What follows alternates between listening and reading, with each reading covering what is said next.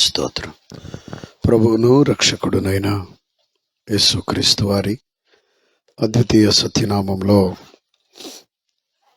ఈ స్థలంలో చేరున్న దేవుని పరిశుద్ధులైన అమ్మకు, మరి దైవజనుల కరుణాకర్ గారికి, పాస్టమ్ గారికి, ఇక్కడున్న పెద్దలైన నాన్నోళ్ళు, అమ్మోళ్ళు, అక్కళ్ళందరికీ, బ్రదర్స్ అందరికీ, చిన్నారులందరికీ హృదయపూర్వక నిండు వందనాలు. మనమంతా మరి ఒకసారి రెండు చేతులు పైకెత్తి ప్రభుకు ఒకసారి స్తోత్రం చెప్పుకుందాం.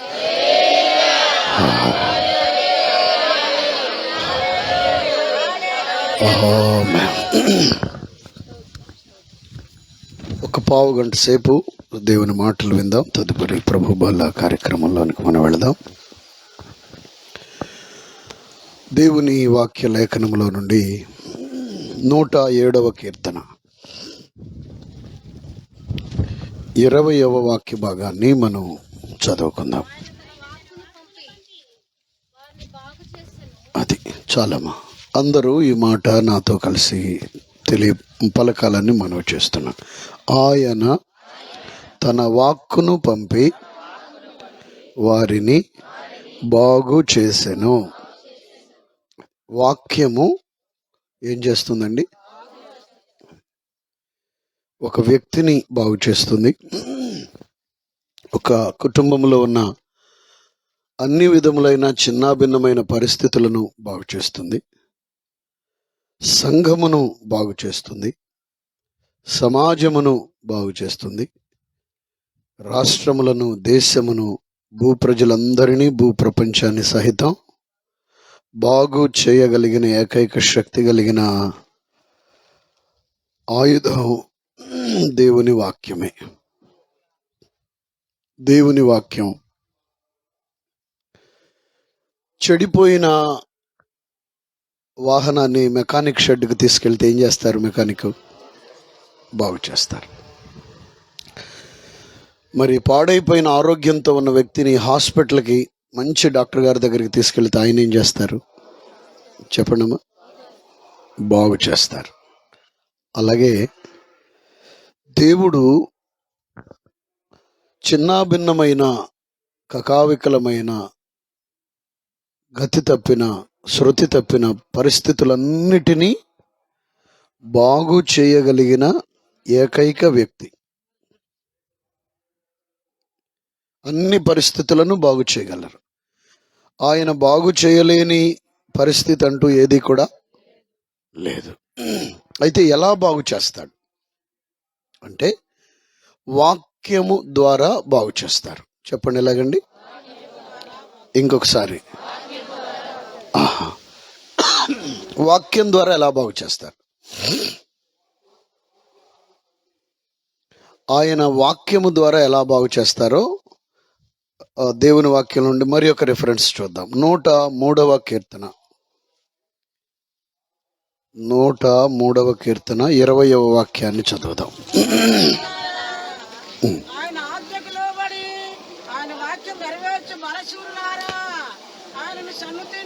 అది యెహోవా దూతలారా, ఆయన ఆజ్ఞకు లోబడి ఆయన వాక్యము నెరవేర్చు బలశూరులారా. చాలమ్మా.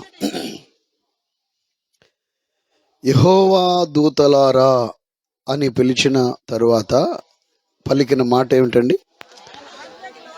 ఆయన ఆజ్ఞకు లోబడి ఆయన వాక్యాన్ని నెరవేర్చబడేలాగున వాళ్ళు వర్క్ చేస్తారు. దేవదూతలు నెట్వర్క్ చేస్తారు. ఫ్యాన్ పని ఏమిటండి? తిరిగి గాలినివ్వడం. ట్యూబ్ లైట్ పని ఏమిటండి? వెలిగి వెలుతురునివ్వడం. మరి దేవదూతల పని ఏమిటండి అంటే దేవుడు తన వాక్యంలో ఏమి తెలియజేశారో ఆ వాక్యము నెరవేర్చబడేలాగున నెట్వర్క్ చేయడం. ఇంకొక రిఫరెన్స్ చూద్దాం. హెబ్రీలకు రాసిన పత్రిక 1వ అధ్యాయము 14వ వాక్య భాగం.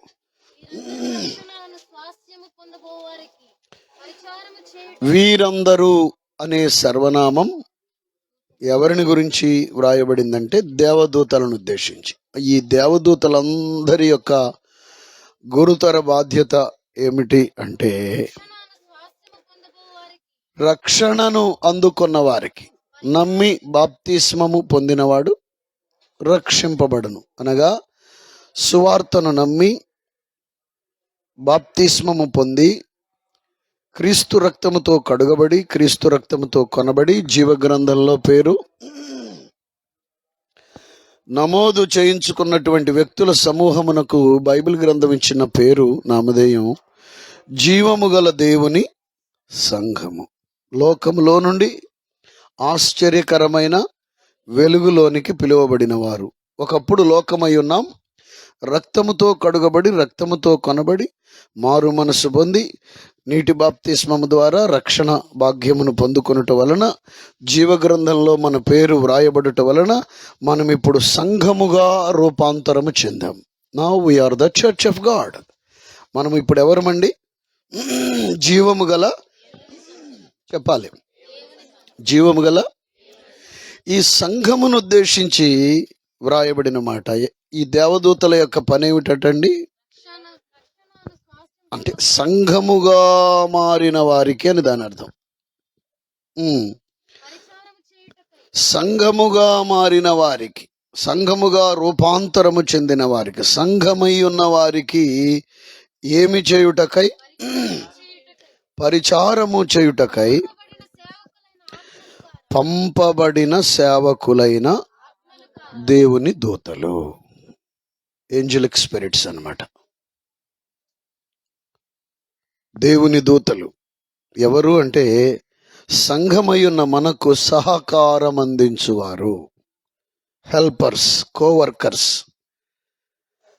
మనకు అతీతముగా ఉన్న వాటిని మన తరఫున ఛేదించడానికి, సాధించడానికి మన కొరకు పంపబడిన సహాయకులు. దేవదూతలు ఎవరండి?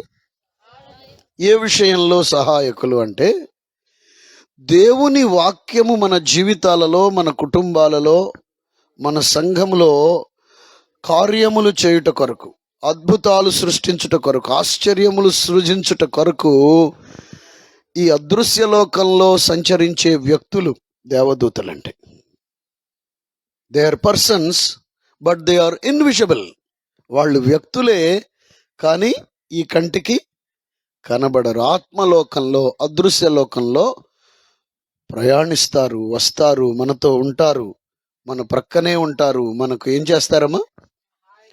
ఏ విషయంలో? వాళ్ళెవరు అంటే వాక్య సేవకులు. ఒక మాటలో చెప్పుకోవాలంటే చెప్పండి, ఎవరండి?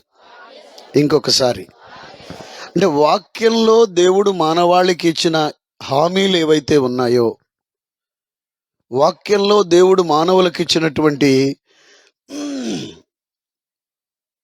వాగ్దానములు ఏవైతే ఉన్నాయో, మాట ఏదైతే ఉందో ఆ మాటను నెరవేర్చి మనకు అద్భుతాలు సృష్టించుట కొరకు పరలోకము నుండి భూలోకానికి పంపబడిన మనకు సహకారులు, సహాయకులు, హెల్పర్స్, కోవర్కర్స్ అన్నమాట, దేవదూతలు. ఇప్పుడు వాక్యాన్ని ఎలాగా మన జీవితంలో అద్భుతంగా దేవుడు మారుస్తాడు, ఈ రెండు లేఖనాల మేళవింపును అర్థం చేసుకుంటే మనం ముగించేసుకోవచ్చు. వాక్యమును పంపి బాగు చేస్తాడు. ఏ పరిస్థితులను బాగు చేస్తాడు అంటే అసలు ఏ పరిస్థితినైనా బాగు చేస్తాడు. ఫర్ ఎగ్జాంపుల్, ఒక చిన్న ఉదాహరణ, మెడికల్ షాప్ మనందరికీ తెలుసు. ఏ షాప్ అండి? మెడికల్ షాప్లో ఒక 30 నుండి 35 నుండి 40 ఏండ్ల నుండి వర్క్ చేస్తున్న ఒక సీనియర్ డ్రగ్గిస్ట్ ఉన్నారనుకోండి. అక్కడ మెడిసిన్ ఇచ్చి ఆయన చాలా సీనియర్. ఇప్పుడు రకరకాలైన వాళ్ళు వస్తారు. సార్ నాకు కడుపులు నొప్పి సార్ అంటారు. ఇటు ప్రక్క నుండి ఏదో ఒక మెడిసిన్ లాగి కట్ చేసి వేసుకోమంటాడు. సార్ నాకు పార్సు నొప్పి అండి అంటాడు. ఇటు ప్రక్క నుండి ఇంకేటిదో లాగి 2 టాబ్లెట్లు కట్ చేసిస్తాడు. ఇంకొక ఆయన వచ్చి సార్ చలిజ్వరం అండి అంటాడు. ఆయనకి ఏవో 2-3 రకాలైన కాంబినేషన్ ఇస్తాడు. ఇంకొకళ్ళు వచ్చి లోపు ఏమన్నా నాకు మోషన్స్ అండి అంటారు. వాళ్ళకి ఇంకో ప్రక్క నుండి తీసిస్తాడు. ఇది అది కాకుండా ఏమంటే అసలు ఎక్కుళ్ళు వచ్చి తగ్గట్లేదండి, మా పిల్లాడికి రాత్రి నుండి కొంచెం ఏదైనా ట్యాబ్లెట్ ఇవ్వండి అంటే వాళ్ళకి ఇంకేదో. అంటే ప్రతి సమస్యకు అక్కడ పరిష్కారం ఉంది. అది ఎక్కడుందో ఆయనకి బాగా ఆ ప్రక్క నుండి లాగి దాన్ని కట్ చేసి ఇస్తాడు. అలాగా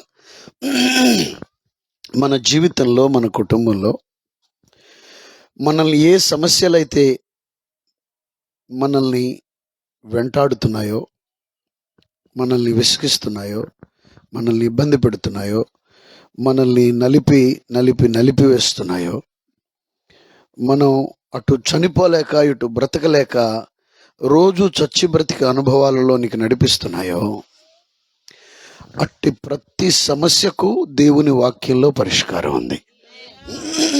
ఆమేన్ చెప్దాం. ఒక సెంటెన్స్ నేను ప్రిపేర్ చేశాను ప్రభు నాకు ఇచ్చిన మాటల్లో నుండి. అది మీరు ఒకసారి రాసుకోవాలని మనవి చేస్తున్నా. ఒక సెంటెన్స్. ఎంత ప్రయత్నించినా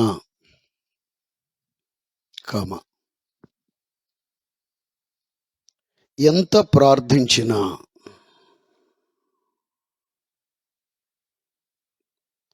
పరిష్కరించబడని కఠిన సవాళ్లపై సవాళ్ళు కఠిన సవాళ్లపై బ్రాకెట్లో కఠిన సమస్యలపై రాజీ లేని విశ్వాస పోరాటము చేయుట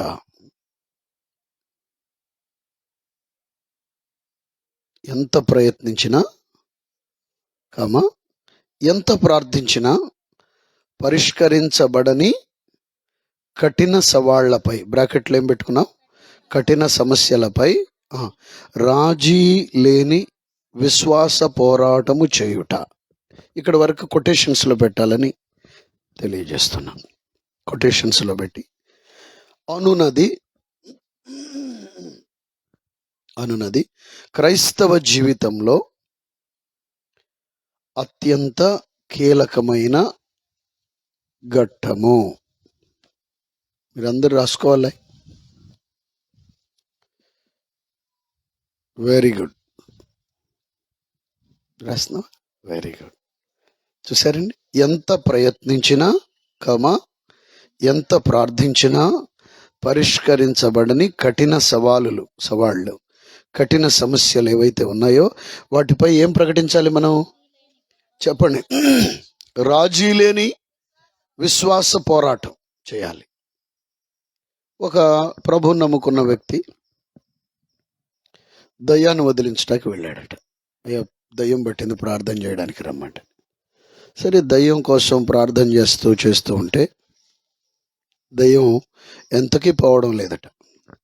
నేను పోనుగాక, నువ్వు ఇంకెంత ప్రార్థించినా ఎంతెంత అయినా నేను మాత్రం ఇక ప్రార్థించి ఎదిరించి గద్దించి ఎంతకీ పోకపోతే సరే, నువ్వు పోకపోతే నేనే పోతానని వెళ్ళిపోయాడంట.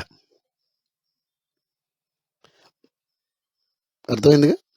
మనం కొంచెం ఇది హాస్యాస్పదం అనిపించింది, కానీ వాస్తవంగా మనమంతా కూడా చేసేది అదే పని. దరిదాపుగా అందరం అదే పని. కొన్ని కఠిన జటిల సమస్యలపై పోరాటం ప్రకటిస్తాం. ఏ పోరాటం? ప్రార్థనా పోరాటం, విశ్వాస పోరాటం. ప్రకటించి ప్రార్థించి ప్రయత్నించి వివిధ రకాలుగా పరిష్కరించబడడానికి ప్రయత్నించి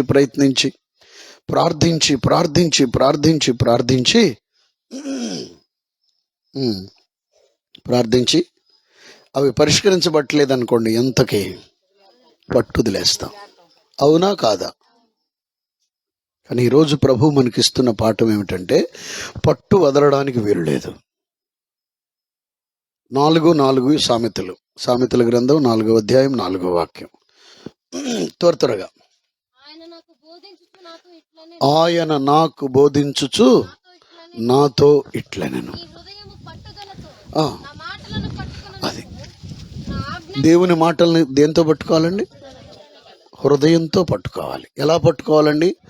గట్టి పట్టు ఉండాలా.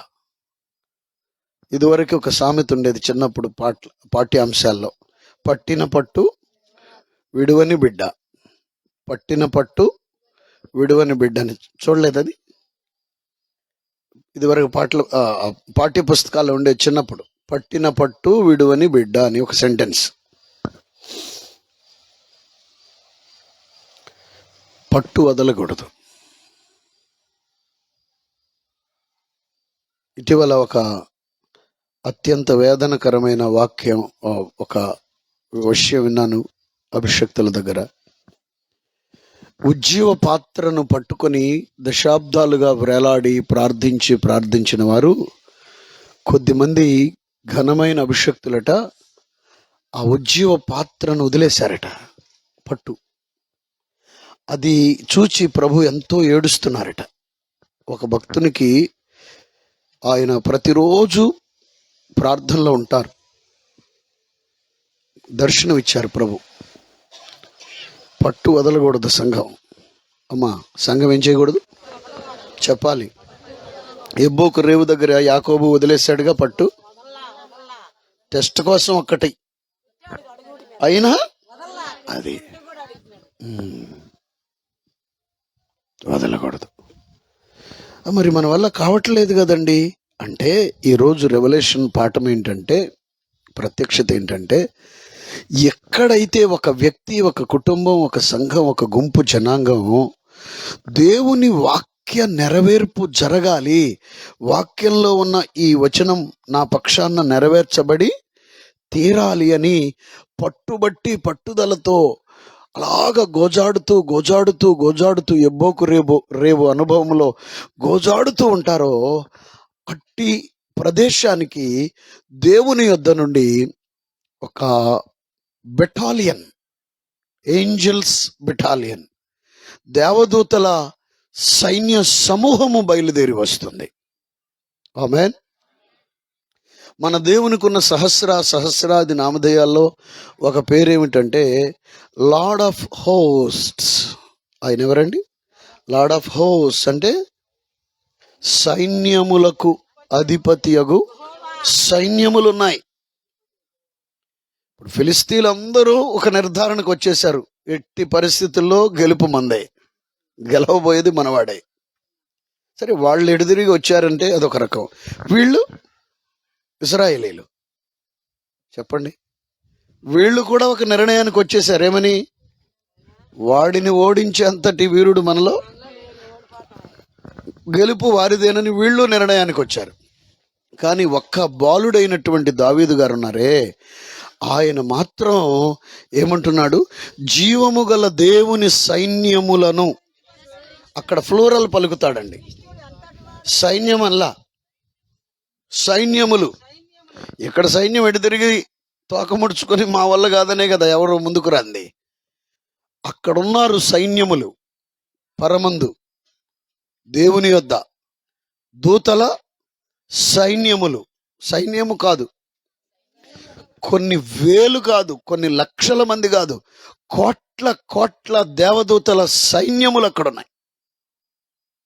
వాక్యంలో ఉన్న వాగ్దానాల కోసం ఎవరైనా పట్టుదల కలిగి పట్టుబట్టి ఇది నెరవేర్చబడి తీరాలి, ఇది నెరవేర్చబడి తీరాలి, ఇది నెరవేర్చబడి తీరాలి, ఇది నెరవేర్చబడి తీరాలని పిడికిలు బిగించి నడుం కట్టుకొని ఎవరైతే దీక్షభూని కూర్చుంటారో అట్టి వారి కోసం వాక్యాన్ని నెరవేర్చుట కొరకు దేవుడు పరలోకం నుండి డజన్ల కొద్ది దూతల్ని, వందల కొద్ది దూతల్ని పంపి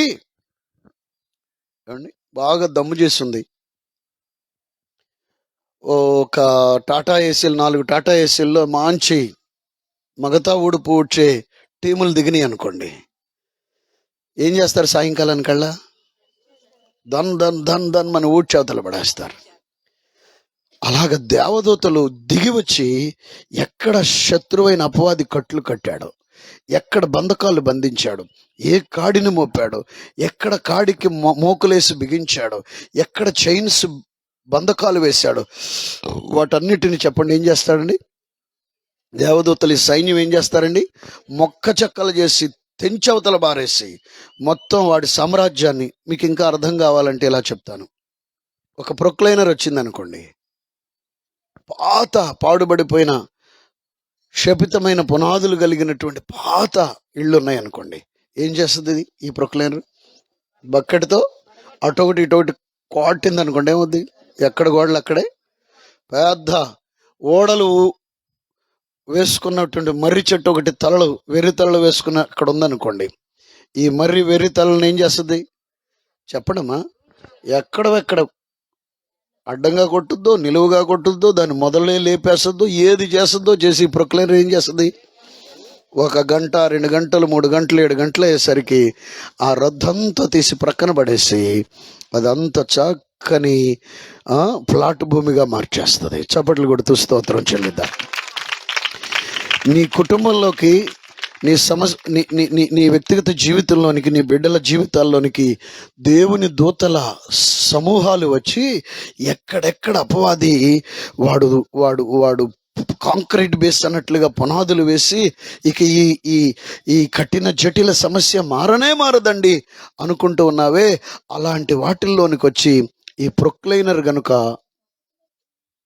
చూడండి, ఒకవేళ అట్లాంటి భూమిలో ఎప్పుడూ 20, 30, 40, 50 ఏళ్ల నుండి ఈ కంచికొరడ ముళ్ళు అంటారే, గవర్నమెంట్ ముళ్ళు అంటారు, ఇలాంటివి బాగా పెద్ద పెద్ద మోడులైపోయి, పెద్ద పెద్ద ముద్దులైపోయి వేళ్ళూనికి పోయి ఉన్నాయనుకోండి, దానిని కూడా ఏమైనా చేయగలదా ప్రొక్లైనరు? చెప్పండి, ఏం చేయగలదండి? ఏం చేస్తుంది? అసలు ఏం చేయగలదు అది చేసేస్తుంది.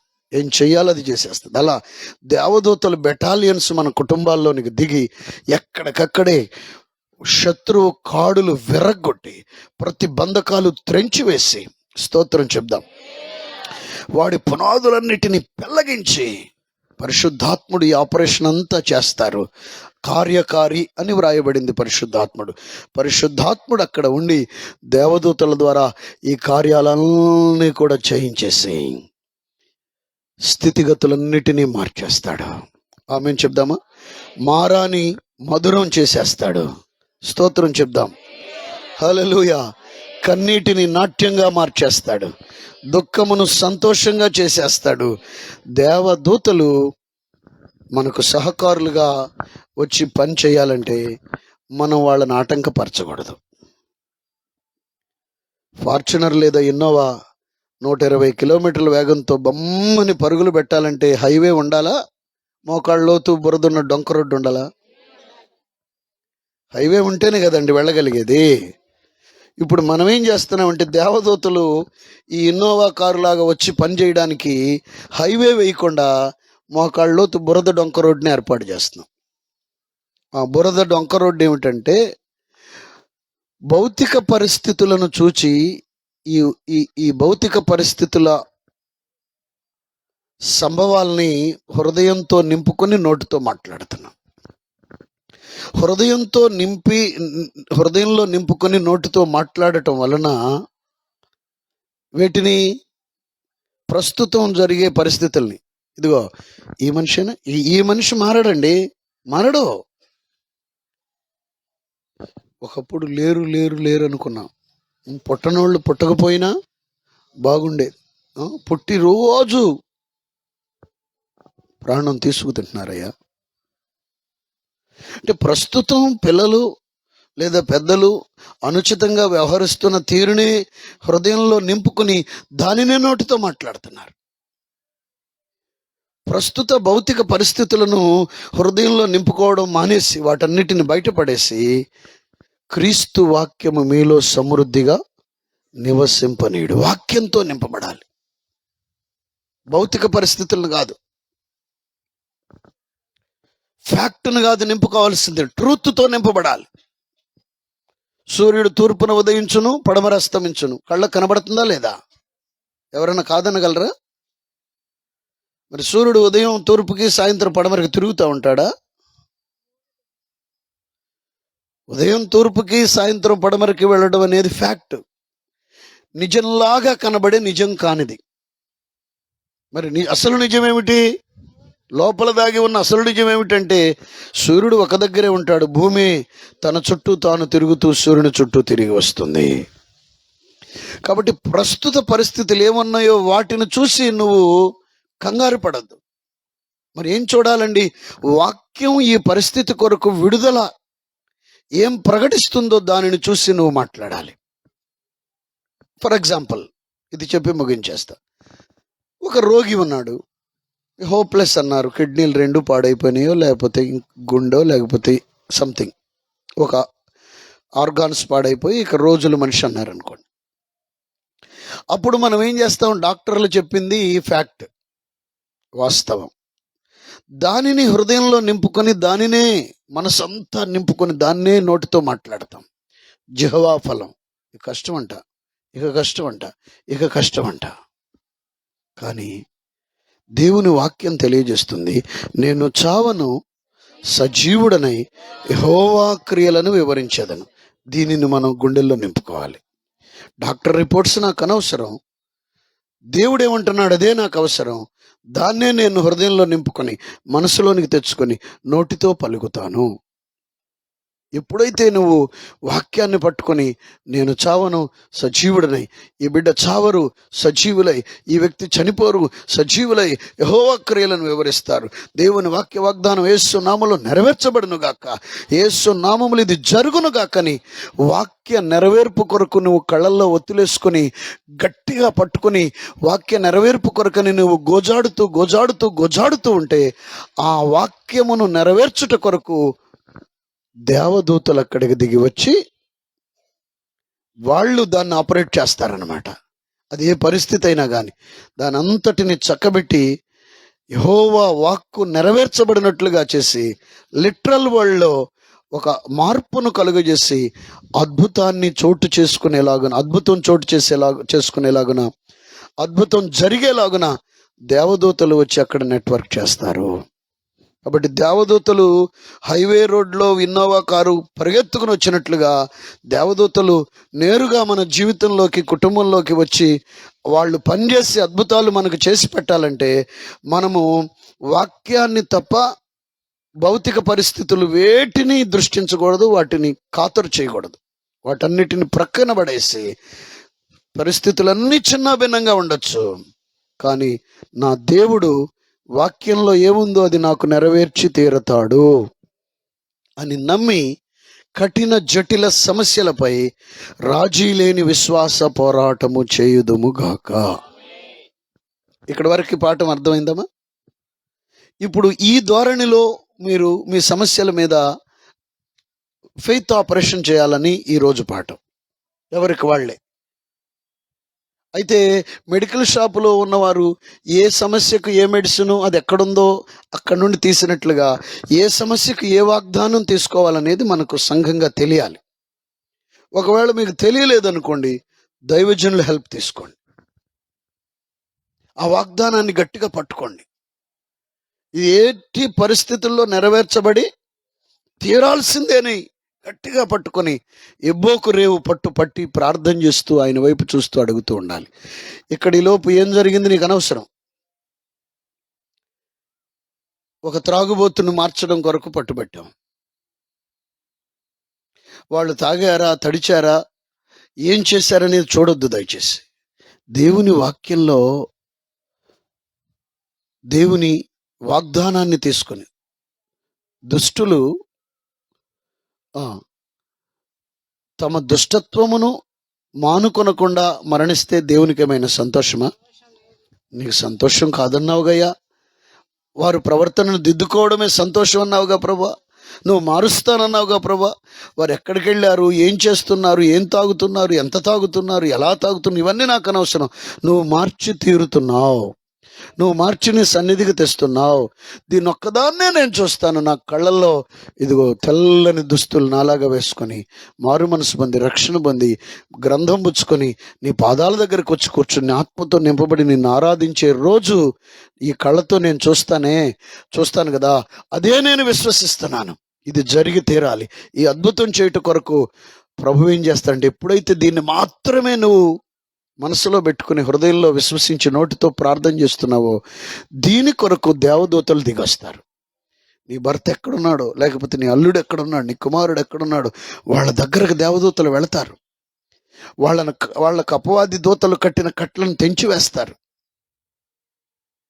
వాళ్ళ మీద మోపిన కాడిని మొక్క చెక్కలు చేసి కాల్చివేస్తారు. కాడిమాన మోకులన్నిటిని విప్పదీస్తారు. ఈ వ్యక్తిని తోడుకుని ప్రభు పాదాల దగ్గరికి తీసుకొస్తారు. ఎవరాళ్ళు? ఈ ఆపరేషన్ అంతా పరిశుద్ధాత్ముడు దగ్గరుండి దేవదూతలతో చేయిస్తాడు. ఎప్పుడు ఇది సాధ్యపడుతుంది? ప్రస్తుత పరిస్థితులను, కళ్ళతో చూసిన వాటిని, చెవులతో విన్న వాటిని నీవు గుండెల్లో నింపుకోకుండా వాక్యం ఏం చెప్పిందో అది మాత్రమే నీవు విశ్వసించిన వేళ దేవదూతలకు హైవేలో వాహనం వచ్చినట్లుగా వారు రేవున వచ్చి పనిచేయడానికి మనం అవకాశం ఇచ్చిన వాళ్ళం అవుతాం. దేవదూతలు చాలా బాధపడుతున్నారు. అయ్యో అయ్యో అయ్యో బిడ్డలారా, మేము మీకోసం కదా నియమించబడింది, మాకు అవకాశం ఎవరేంటి? అసలు దేవుని జ్ఞానం అర్థం చేసుకోరేంటి?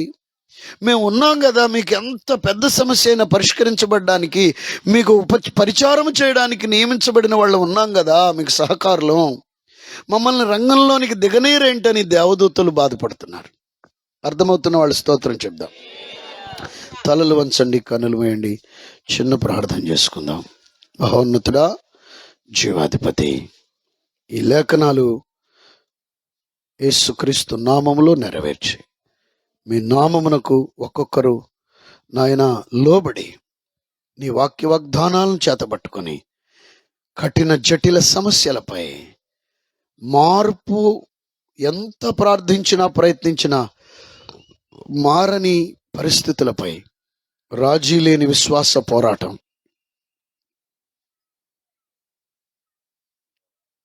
వాక్కును పంపి నువ్వు బాగు చేస్తావని, వాక్య వాగ్దానాలను మేము పట్టుకుని వేలాడినప్పుడు వాటి నెరవేర్పుని చేయుట కొరకు దూతలను పంపి అద్భుతాలు సృష్టిస్తావని, ఇక్కడ ఎవరెవరైతే కొన్ని నెలలుగా, వారాలుగా, సంవత్సరాలుగా కఠిన జటిల సమస్యల చేత ప్రతిరోజు నలిగిపోతూ శత్రువు చేత కొట్టబడుతూ ఉన్నారో, యేసు నామములో పోరాట పటిమయ్యి పగటి వేళ దిగివచ్చునుగాక.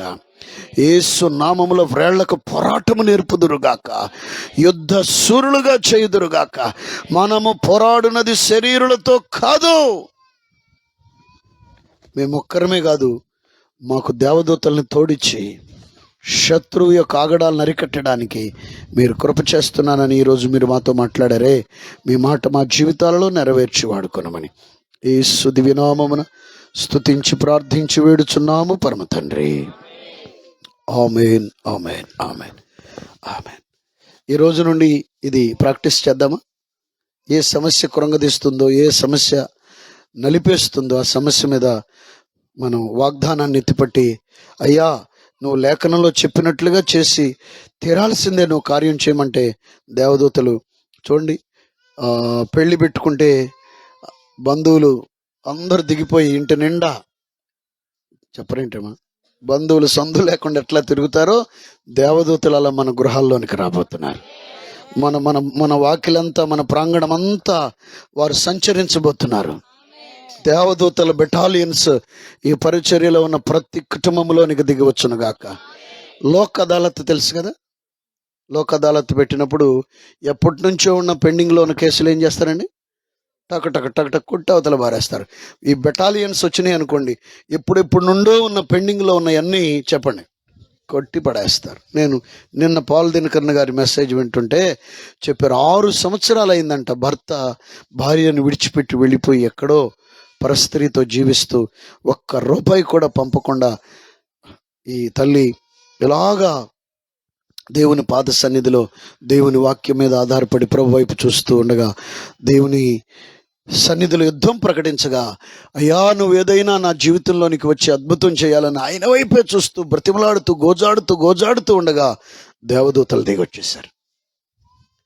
6 సంవత్సరాలైందంటే ఫోన్ చేసి ఎప్పుడైతే దేవదూతల్ని ఆహ్వానించిందో ఆ తల్లి, ఆ రోజే ఫోన్ కాల్ వచ్చిందంట. నేను చాలా పొరపాటు చేశాను, నాకు బుద్ధి వచ్చింది, నేను నిన్ను మరి బిడ్డల్ని నేను తీసుకున్న సాక్ష్యం, నేను చెప్పేది కాదు. కాబట్టి దేవుడు ఎన్నో కార్యాలు చేయడానికి సిద్ధంగా ఉన్నాడు. అది ఎలాంటి ఇబ్బంది అయినా ప్రభు ఇక్కడ కూర్చున్న మనలో నుండి అనేక సాక్ష్యాలను దేవుడు ఉత్పన్నం చేయబోతున్నారు. అందరూ కూడా లేచి నిలువబడదాం ప్రభు పాద సన్నిధిలో. Thank you father, thank you lord, thank you lord, thank you lord, thank you Jesus.